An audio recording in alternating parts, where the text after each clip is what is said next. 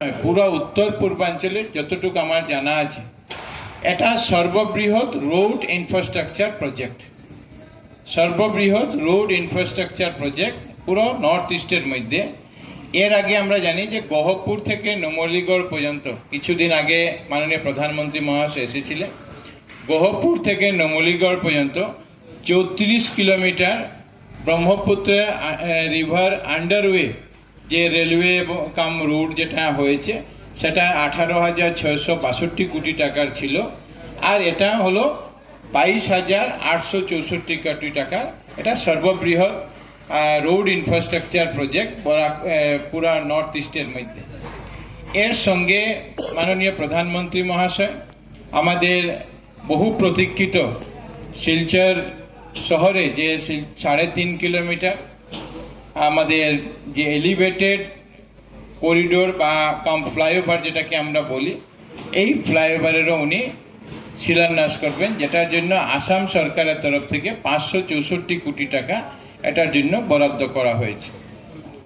তৃতীয়ত, যে পাথারকান্দিতে আসাম সরকারের তরফ থেকে বরাক উপত্যকার প্রথম এগ্রিকালচার কলেজ নির্মাণের সিদ্ধান্ত নেওয়া হয়েছে এবং এই agriculture college Patharkandi agriculture college যেটা 122 কোটি টাকা, এটারও শিলান্যাস এই সভার মাধ্যমে, এই সভাস্থান থেকে, এই মঞ্চ থেকে ভারতবর্ষের মাননীয় প্রধানমন্ত্রী মহাশয় করবেন।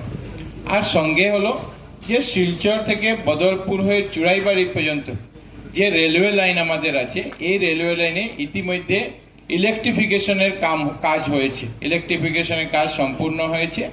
এটার উদ্বোধন ভারতবর্ষের মাননীয় প্রধানমন্ত্রী মহাশয় করবেন। সেটার জন্য ইতিমধ্যে সরকার 655 কোটি টাকা বরাদ্দ করেছিল, যেটা কাজ হয়েছে এবং প্রধানমন্ত্রী মহাশয়ের হাত দিয়ে এটার উদ্বোধন করা হবে।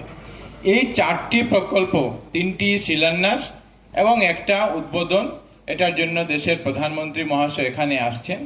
আমরা এই পুরো কার্যক্রম, সরকারি কার্যক্রমে এইভাবে ব্যবস্থা করা হয়েছে এবং ওনার সঙ্গে আসামের মাননীয় রাজ্যপাল শ্রী লক্ষ্মণাচার্যজি উনি উপস্থিত থাকবেন।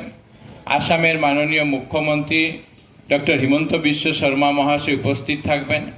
কেন্দ্র সরকারের মাননীয় মন্ত্রী শ্রী সর্বানন্দ সোনোয়াল মহাশয় উপস্থিত থাকবেন। আর অন্যান্যরা আধিকারিকরা, এই বিভাগের আধিকারিকরা সবাই উপস্থিত থাকবেন। আর আমরা চাই যে যেভাবে এই প্রজেক্ট নিয়ে মানুষের উৎসাহ আছে, মানুষ আগে শুধু মোদিজিকে দেখার জন্য, মোদিজির বক্তব্য শোনার জন্য সবাই আসতেন।